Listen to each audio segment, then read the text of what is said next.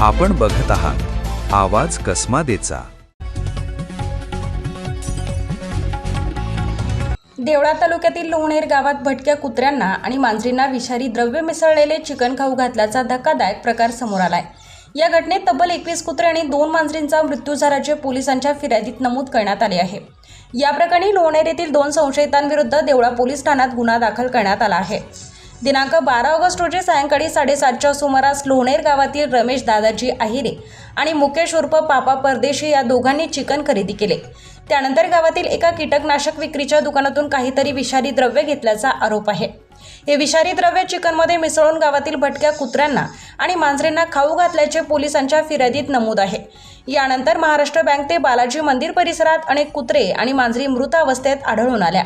ग्रामपंचायतीचे सफाई कर्मचारी कांतीलाल साळुंके यांनी सकाळी सुमारे 6 वाजता मृत प्राण्यांना एकत्र करून अमृतधामच्या मागील बाजूस खड्डा करून पुरल्याचे पोलिसांना सांगितले।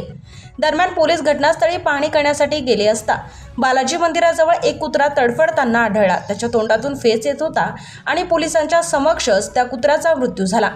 या कुत्र्याचे शव पोलिसांनी ताब्यात घेऊन देवळा येथील पशुवैद्यकीय दवाखान्यात शवविच्छेदनासाठी नेले। पशुवैद्यकीय अधिकाऱ्यांनी शवविच्छेदन करून नमुने घेतले असून या नमुन्यांच्या अहवालातून मृत्यूचे नेमके कारण स्पष्ट होण्याची शक्यता आहे। या प्रकरणी पोलीस शिपाई सुरेश रमेश कोरडे यांच्या फिर्यादीवरून रमेश दादाजी आहिरे आणि मुकेश उर्फ पापा परदेशी या दोघांविरुद्ध गुन्हा दाखल करण्यात आलाय।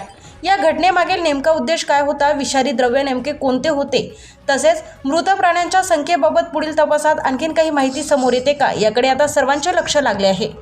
लोणेरमधील या घटनेने प्राणीप्रेमींमध्ये संतापाची लाट असून दोषींवर कठोर कारवाईची मागणी होत आहे।